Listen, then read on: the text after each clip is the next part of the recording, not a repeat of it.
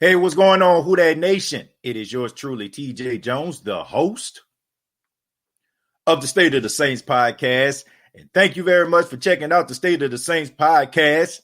It's Sunday, so you know what that means. It's time to talk about the New Orleans Saints, and they have a big matchup, Week 17, taking on the Carolina Panthers. And once again, I apologize for pre-recording the show. Some of you may know I've been extremely busy packing and preparing to move. So don't really have that much time to actually do a live show as of right now, but I still wanted to give you all a little something. And I know so many people wanted to talk about this topic. I did a video on yesterday, and I was talking about the Saints running back room when it comes to Alvin Kamara being out with COVID-19. But now we fast forward, and we know now the breaking news that came through is that the entire running back room of the New Orleans Saints are going to be out in this Week 17 game versus the Carolina Panthers due to close contact with running back Alvin Kamara. That's right. That means there will be no Latavius Muuray. There will be no Mike Burton, the fullback. There will be no Dwayne Washington, right? And this is going to be huge for the New Orleans Saints because we know those guys, right? We know Latavius Muuray can step in and do a formidable job in the absence of Alvin Kamara. He has done it in years past. We know last year when Alvin Kamara was dealing with injuries, Latavius Muuray stepped up. He averaged probably about 150 some odd yards from scrimmage.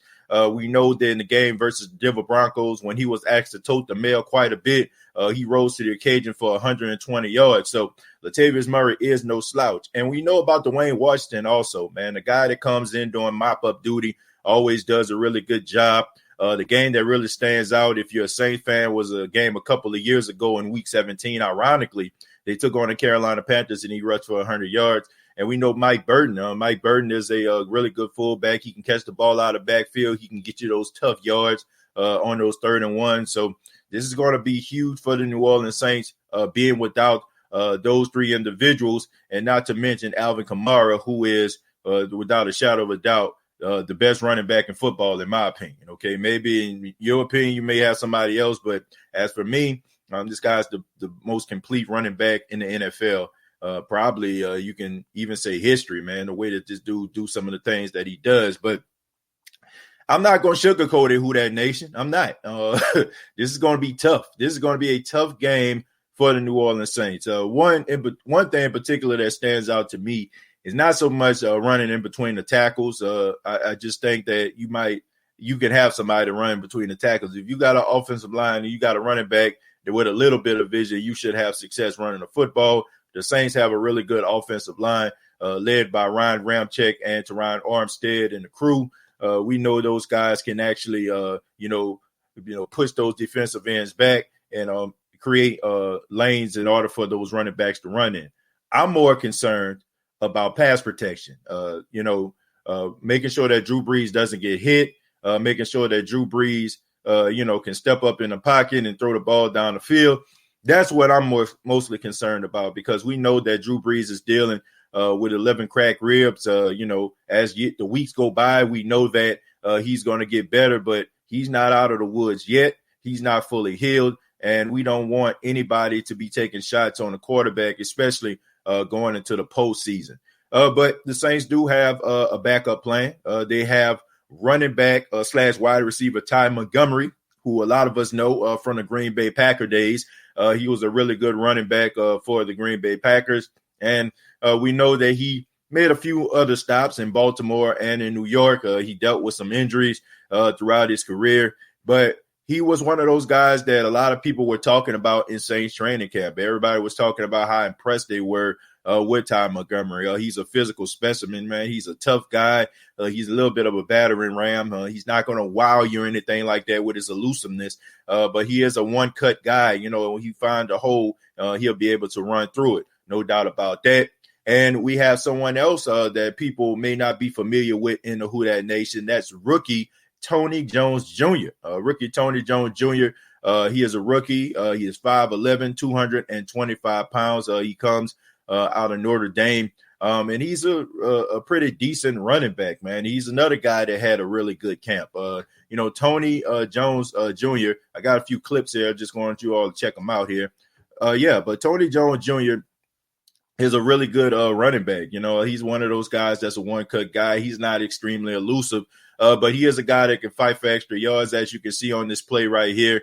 He's one of those guys that if you give him the ball, you give him some space, man, you may be able to break a few tackles. He reminds me a little bit of a Kyrie Robinson, man.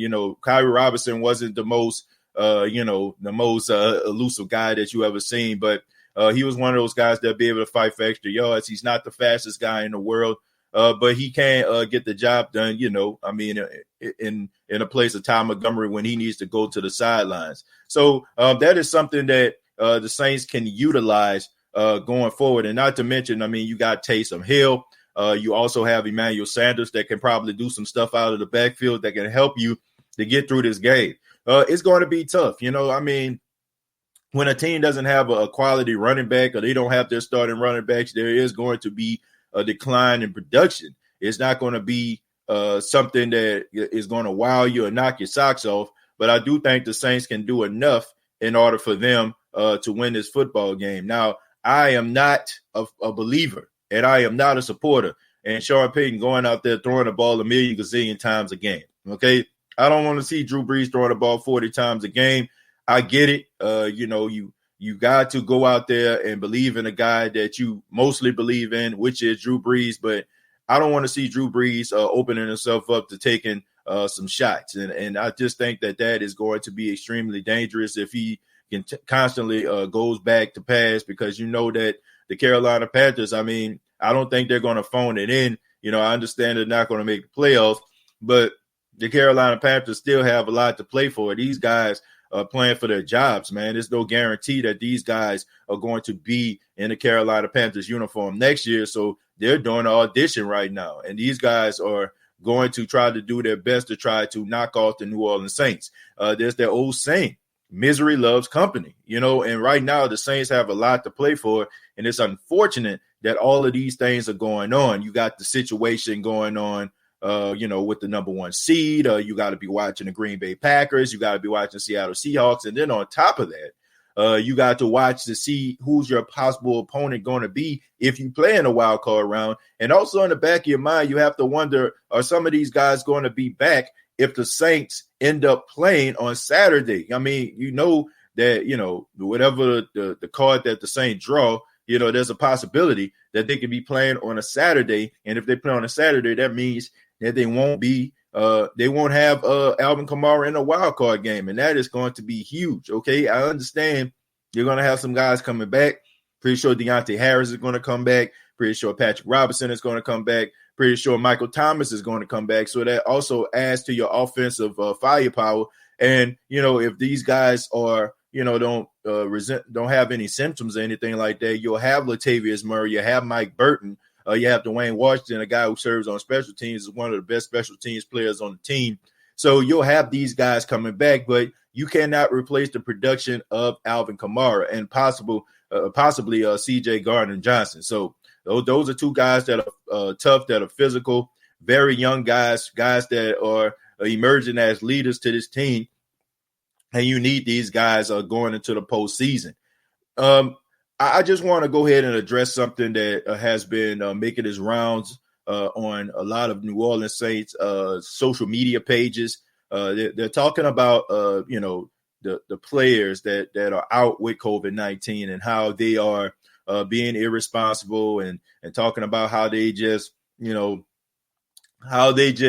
selfishly, put their team in harm's way. Look, man, I don't want to beat up on anybody. All right. I'm not trying to beat up on anybody, especially when I know the type of world that I live in. People live by these sets of rules, right? They live by the rules and when they look at other people, they want other people to not live by the rules in which they live by. Do what I say, not as I do, is what people say. When I look at Alvin Kamara, I just look at a guy who is just trying to live his life. He's a football player. His responsibility is on any given Thursday, Saturday, or Sunday, or whatever day they play. for him to go out there and perform. But when he does leave the field, I'm pretty sure this guy wants a sense of normal life. He wants to go out there and, be at a juice bar. He want to be able to be that free spirit that he is.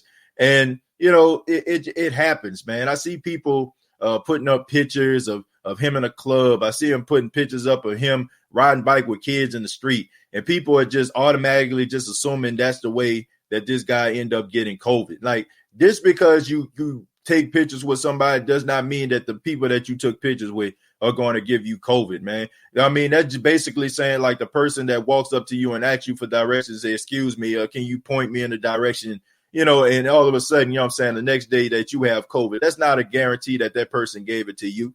Oh, we go throughout our daily journey, man. We walk around, we go to the grocery store, we go to work, we ride in our car. There's so many times in which we come into contact with people, or there's a possibility that we could have come into contact with COVID when nobody's even in the vicinity, because we all have a knowledge now that the virus can actually stay in the air, for an extended amount of time. So the person may have, started to, inhale and exhale without a mask on.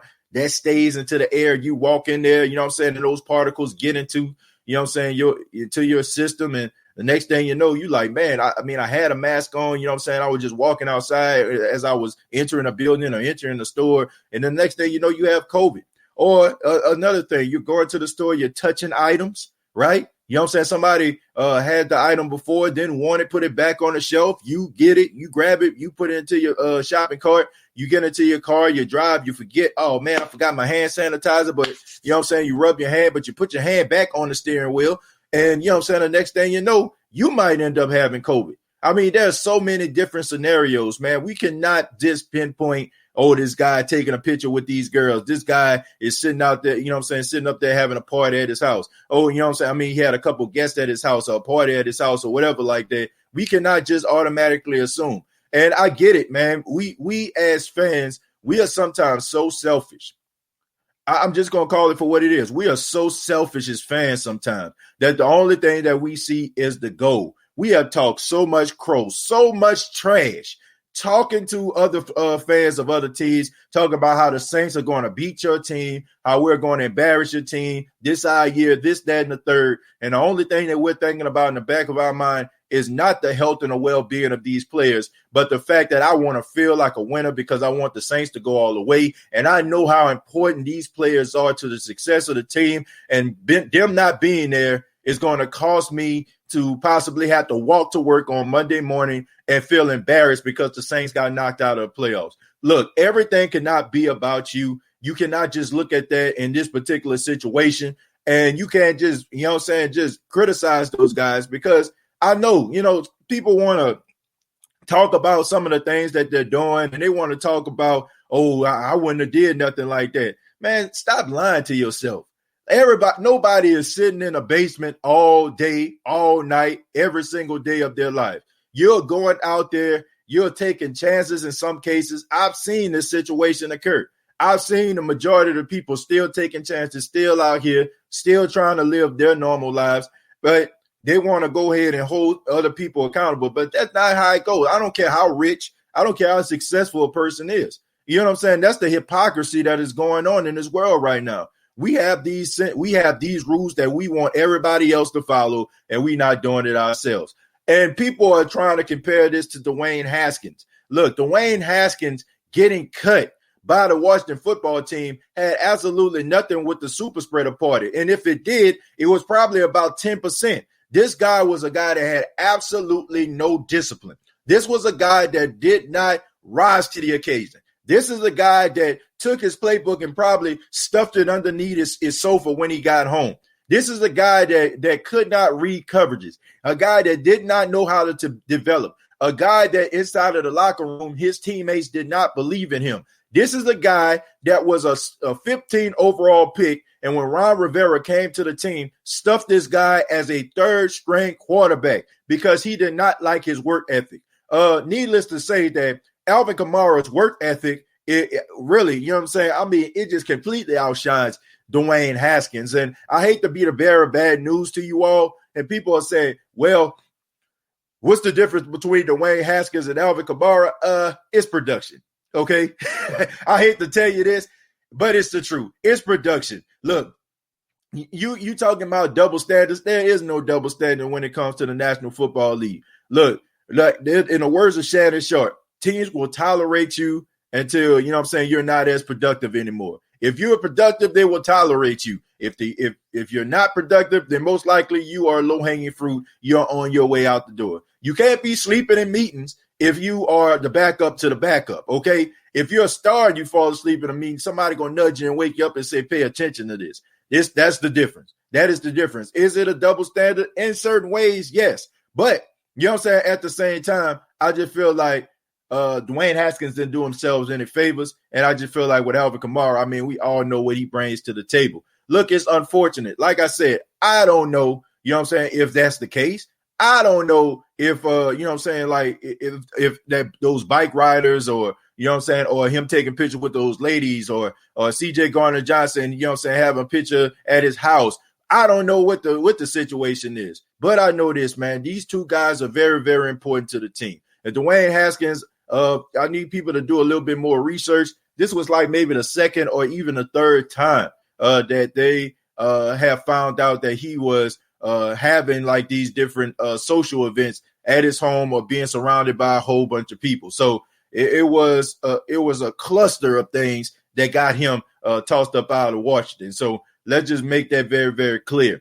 But I'm not going to go out here and pick on and kick these guys around and all that kind of stuff. Look, I love the New Orleans Saints. The Saints have been doing this the entire season. The Saints have been having guys out. And I feel like if you want to get mad at Alvin Kamara, the only reason why you're really mad at him the way that you are is because how good he is, right? Because I didn't see that same energy when Emmanuel Sanders was out. Ain't nobody say, man, look how selfish Emmanuel Sanders was. I didn't see this type of selfishness when Dwayne Washington was out, right? I didn't see that same enthusiasm like, man, this guy's one of the best guys on special teams. Why is he being selfish? I didn't even hear this when Teron Armstead was out. But all of a sudden, Alvin Kamara coming off a 6-touchdown week, now all of a sudden we got pictures and we want to be Dragnet and we want to be Perry Mason and Dick Tracy and them, and we want to be investigating. We want to do our world famous impression of the FBI files, right? We want to do forensic files, right? We want to be Dr. Fauci and all that kind of stuff. Now that Alvin Kamara, who is a very important tool to the offense and the New Orleans Saints organization, and you can actually see him perform. Now all of a sudden, like, we all mad. We mad at CJ Gardner-Johnson because we fell in love with this guy, because we love him for being a trash talker and a bona fide certified goon of the New Orleans Saints team. Now all of a sudden, like, oh man, we draw the line here. But what was the line drawn with Emmanuel Sanders when Michael Thomas wasn't playing, right? And we had to go to the practice squad guys. Why didn't nobody say nothing about that? Why ain't nobody say nothing about the left tackle being one of the best left tackles in football in Teron Armstead? Where was the energy at then? That is what I'm saying, man. We got to make sure that we're being consistent when we have these type of things, and not just think and really truly think about this. Really truly think about, where's this frustration coming from? Where's this anger coming from? Is it them being selfish, or is it just the fact that you're mad that guy's not going to play and there's a strong chance that the Saints might lose in their absence? Because that's what it's all about here, man. Like I said, and I just said this, you know what I'm saying, a few minutes ago. Okay, it's about production. Because if a guy is not being as productive, or a guy isn't extremely productive, then all of a sudden we don't care. We don't care. We don't care about that.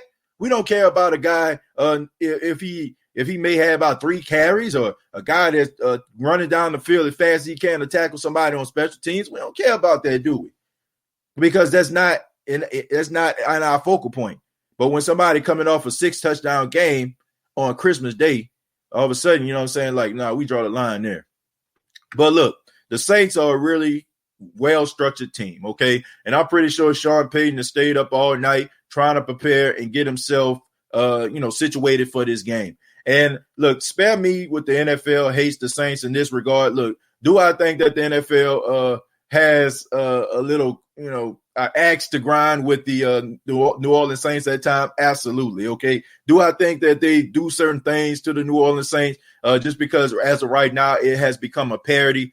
Absolutely. But this is not the case, folks. This is not the case. If people saying this is unfair or they hate us, but did they hate the Denver Broncos when their entire quarterback room was out, right? And they had to go to a wide receiver? We were the benefactors of that, right? You know what I'm saying? We actually gained a win. That game would have been much more tougher if Drew Lock would have been playing in that game. We were the beneficiaries of a win, right? Because of this. Because of this, we actually got an easy win. All we had to do was run the football, get a lead, and that was a wrap. Okay, so if we're going to say the same thing and talk about how the NFL doesn't like us, then we need to look no further than the Denver Broncos in that game, okay? Because I guess the NFL really hates them because they ain't even allowed them to have one of the most important positions, if not the most important position on the field at quarterback. They didn't even allow those guys to even hit the field. So I'm not even going to look at it that way. This was one of those unfortunate things. And I just hope that lessons are being learned, you know what I'm saying? Like to make sure that you are being prepared, that you're officially dialed in. And even though, you may not know anybody that has COVID, you never seen anybody calling you and saying, dang, I got diagnosed with COVID-19. And then all of a sudden in the back of our minds, we're like, man, I'll be okay, man. When have we learned or heard about anybody having COVID-19? I ain't never heard nobody. I ain't heard anybody dying about that. I heard people die, but I don't know people personally that died. And all of a sudden, like we just walk around like, we can walk around in the rain and not get wet. We think of ourselves as expendable, or in the back of our minds, we think that, we might fall into that whole trap like, oh, man, this ain't real. Like they're overblowing this. They're making this bigger than what it is, and nothing is going to happen to me. I don't know what the case is, but we have to be a little bit more responsible. And I hopefully these guys learn their lesson. You know what I'm saying? Learn that, it is very, very important for them to make sure that they use all the precautions. And yes, I understand you're young, you're rich, you know what I'm saying? Like beautiful people, you know what I'm saying? Women are trying to get at you, you know what I'm saying? Probably inbox full, want to meet up with you. You want to hang out, you know what I'm saying? You want to go out there, you want to look nice and, you know what I'm saying, let everybody see, hey man, that's your boy right there, man. Yeah, man, that's my boy right here, man. I get your autograph and want all the cheers and the validation, you know what I'm saying? I get it. You know what I'm saying? I get it. I understand that. But, you got to make sure that you're doing all the right things, okay? You got to make sure that you're doing all the right things. So how is this going to change the Saints' offensive game plan? How is it going to change it? Number one, look, it's probably going to call for Drew Brees to do a lot of 3-step drops, in which he already done anyway. Drew Brees isn't the guy that does 5 and 7-step drops. No way. I think it's going to call for Drew Brees to get the ball out of his hand extremely quickly. You're probably going to see a lot of wide receiver screens. You're probably going to see, Emmanuel Sanders probably in the backfield. You're probably going to see some short passes to Adam Troutman, Jared Cook. You're probably going to see guys on the outside, going quick slants and stuff like that. Nothing too crazy, for them to throw the football. And you're also probably just going to see pretty conventional running plays. You're not probably going to see a lot of halfback sweeps or halfback tosses. You're probably going to see a lot of halfback dives right up the middle. You're going to see guys, run up the middle. You're going to see offensive linemen opening up lanes for these guys. You're probably going to see probably average between 4 to 5 yards a clip. And, the key is to make sure that you're actually winning this game. And we're going to need another defensive performance. The defense is really going to have to step up and put pressure on Teddy Bridgewater, because this is one of those games, man, where you're missing some of your playmakers. You're missing the guys that can actually move the chains a tad bit. And you want to make sure that you stay ahead of the curve here. So the defense can't be half-stepping in this game. And I understand they're going to be playing from behind a tad bit, because you're not going to have Marcus Williams. And DJ Swearinger is another guy that ends up on a COVID list, another guy that I was extremely high on. He's not going to be playing in this game. So you're playing behind the 8 ball. They called up some guy from the practice squad. Lil Jordan Humphreys is back. Hanson, they signed him up. I think want to say Griffin, a tight end. He has been called up. And you have a couple more guys, that have been called up from the practice squad. So the New Orleans Saints have called up 11 guys to be active in this game. So you're going to be missing quite a few players in a secondary. You're probably going to see Malcolm Jenkins not play so close to the line like he normally does when C.J. Gardner-Johnson and Marcus Williams is there. The Saints mostly use like 3 safety sets. having CJ on the field, having Malcolm Jenkins, having Marcus Williams on the field. PJ Williams is most likely going to play safety in this game. And, you're probably going to have the guy that comes from the practice squad. He's probably going to be in a rotation going into this game. Look, you're going to have some plays where guys are probably going to miss assignments. You're probably going to have some communication issues. I'm not even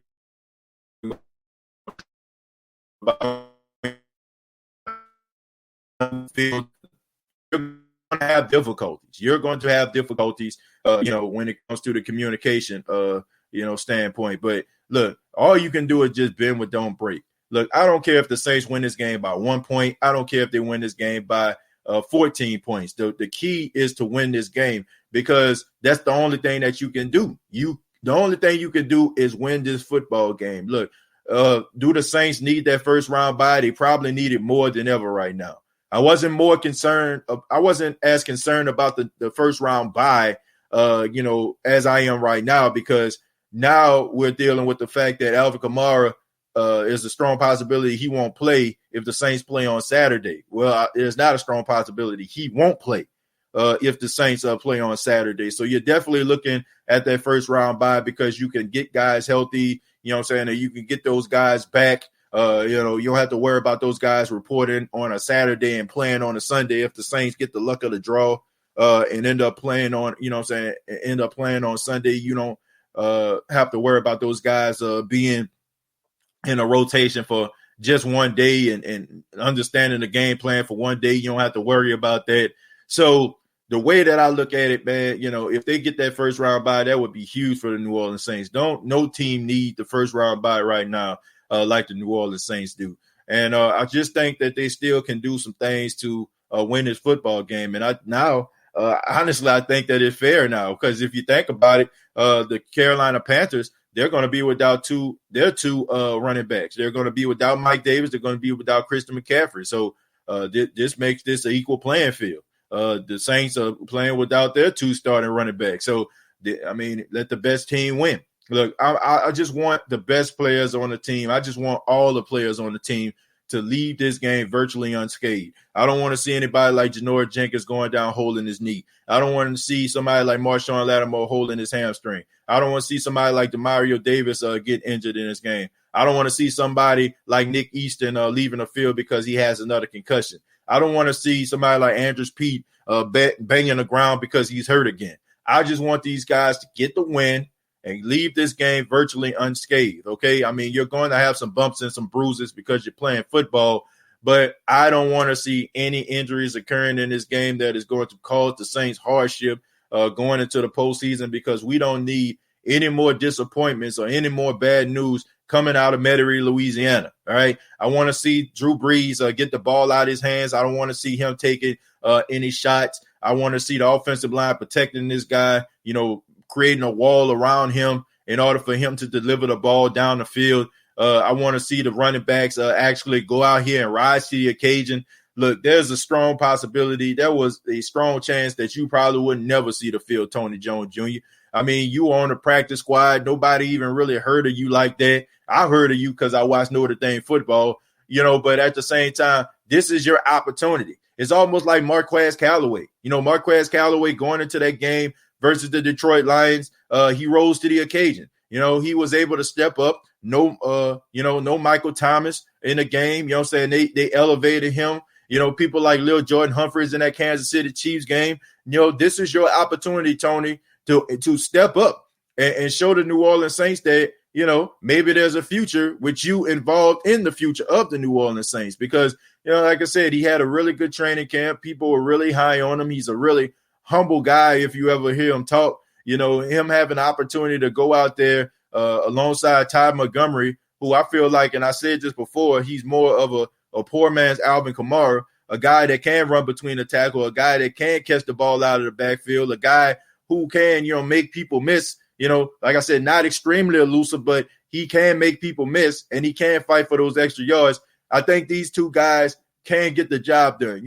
Are they going to be what we had in Latavius Murray and Alvin Kamara? Absolutely not. Let's not even get it twisted there. But if you combine, Taysom Hill out there with the RPOs, right? Taysom Hill, you know what I'm saying, can go out there and run the football as well. We know that he's capable of doing that. Now, I will say this. I feel like there is going to be an uptick on Taysom Hill carries due to the fact of Tony Jones not really being a part of offensive rotation, and Ty Montgomery, you know, him being there, but, you know, not really being used as that running back, more so of that extra slot receiver in certain cases, or working on special teams. I do feel like Taysom Hill is going to get some carries, more carries than probably those two guys. You know, like, I don't know, because maybe Taysom Hill understands the playbook, and because he's in the running back room, you know, him understanding that. But nevertheless, look, he has to hold on to the football. We know that Taysom Hill has a little bit of issue when it comes to him coughing up the football. But, you know, let's just make sure that we hold on to the football high and tight, you know, make sure that the ball ain't being ripped out of your hands. And, you know, one thing about Taysom, something that I kind of, you know, noticed about him, when he is the designated runner, you don't really see him fumbling the football. You know, it comes when he has the option to run or pass, okay? Because maybe, like, in the back of his mind, maybe he's thinking about throwing it, or, you know what I'm saying, and maybe he's trying to think about throwing a football, he shoots off, but, you know, that's not a part of the plan, and he's not really focusing on ball security at that particular time. So hopefully he can hold on to the football high and tight alongside those guys, and they can just do a serviceable job. I don't understand how Sean Payton is not in the running for Coach of the Year. You know, I just think that sometimes when coaches have a history of doing great things, when they have a history of being great, when they have a history of being elite as a play caller, you know, defensively or offensively, I feel like the NFL takes them for granted. But when you look at Sean Payton, like when you peel back the curtain and you look at some of the situations that the New Orleans Saints had to deal with and had Sean Payton had to adjust to, I don't understand how his name can't be in the runnings. And I understand, like, when you have people like Kevin Stefanski out there in Cleveland who got them at a double-digit winning season, and when you have people like Brian Flores who has Miami on the brink of clinching a playoff berth, I get it, okay? Those guys taking a snake-bitten franchise, a franchise that has been has had some down years, and you make those guys relevant, I understand that. But when you look at what Sean Payton has done, when you don't have any Michael Thomas, you don't have no Drew Brees, you don't have Emmanuel Sanders a couple weeks, you don't have Alvin Kamara, you know what I'm saying, going into a couple weeks, you don't have Teron Armstead, and yet you still go out there and you still got your team winning 11 games. That is something that is absolutely incredible. And I'm not even saying that as a homer, man. I'm just saying, like, if somebody like Kyle Shanahan, if he just so happened to get the San Francisco 49ers to the playoffs after losing Solomon Thomas and Nick Bosa and all the other people that he lost, Jimmy Garoppolo, George Kittle, I would be saying the same thing about him. I just think that when coaches have a reputation of being good coaches, it just seems to be expected. People expect those guys to go out there and perform. They expect those guys to have double-digit wins, and it becomes a little bit ho-hum, right? But I do think that he needs to be in the running for Coach of the Year. Will he win it? Probably not, because, like I said, mentioning Kevin Stefanski with the Cleveland Browns, I mean, we all know what the Cleveland Browns have been. Oh, my God. You know what I'm saying? They've been absolutely hot garbage over the past 15 to 20 years. And then you add on, you know, the Miami Dolphins, who have had issues trying to find a successor to Dan Marino. That's right, Dan Marino, who retired, back in 2000? So it's been about 21 years since, you know, the Miami Dolphins have really had some credible quarterback play. I mean, even though Brian Flores has been playing a quarterback position like we play baseball, you know what I'm saying? Like you take out Justin Verlander and you put in a closer or something like that. It's crazy, right? But anyway, you know, it's crazy how they're playing out there in Miami. But nevertheless, I understand why those guys are getting the attention, and they should. But I think Sean Payton's name needs to be on the list as well. Once again, for those that didn't check out the last video that I did, my prediction score was 30 to 16. I'm going to go ahead and change the score due to some of the situations that the Saints are going to be enduring. I'm going to give the Carolina Panthers an extra touchdown. That's right. I'm going to give them an extra touchdown. It's going to be 30 to 23. I got the Saints winning this game by 7 points. I just think that the New Orleans Saints is just a better team than the Carolina Panthers. And I just think that, even though you have some of these guys out, it's playoff time, right? It's playoff time. Like, you're playing for something right now. Every game means something. Every game matters, okay? And if you go out there and not win this football game, regardless to if Green Bay loses or not, you know what I'm saying, you still are behind the 8 ball, right? So you got to go out there and you got to put your best foot forward. I expect Sean Payton to dot every I and cross every T to make sure that he put these guys in position to score. And I just think that they need to utilize the young rookie, use Tony Jones, because there's no game film on him. There's no game film on this guy. Nobody knows what this guy is capable of, but you know what this guy is capable of. I mean, you see him around the facility for the most part. You see this guy, like in a running back room, you see this guy doing some amazing, incredible things. So, I just think that if you look at it that way, I think they should be extremely successful. So got my boy here, just woke up. So say hey to everybody. Say hey. All right. So I think the Saints are going to win 30-23. But this has been the State of the Saints podcast. Thank you very much for checking out the State of the Saints podcast. Please subscribe to the YouTube channel, youtube.com, search the State of the Saints podcast, facebook.com, search the State of the Saints podcast. Previous episodes are available on iTunes, Spotify, iHeartRadio, and Anchor FM. And for all my wrestling fans out there, I encourage you all to check out my new podcast entitled TJ Knows Wrestling Podcast. On this podcast, I break down some of the best wrestlers of all time. I'm a huge wrestling fan, for those that don't know. So this show is focused on one wrestler at a time. My first episode, I did a show on the best there is, the best there was, the best there ever will be, Bret the Hitman Hart. Next episode, I am going to be focusing on my favorite wrestler of all time. Episode 2 will be on Eddie Guerrero. That's right. Eddie Guerrero will be on episode 2. So TJ Knows Wrestling Podcast, the description will be down below. You all have a great Sunday. Enjoy the game. I'll be back for the post-game show live on the State of the Saints podcast. And like always, all I got to say is, who dat?